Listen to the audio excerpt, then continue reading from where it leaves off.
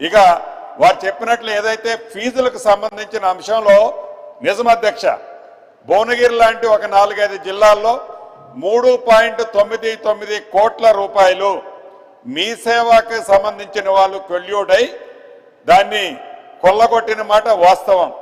దీన్ని రైతుల దగ్గర నుంచి ₹1 రికవరీ చేసే ఉద్దేశం లేదు అధ్యక్ష.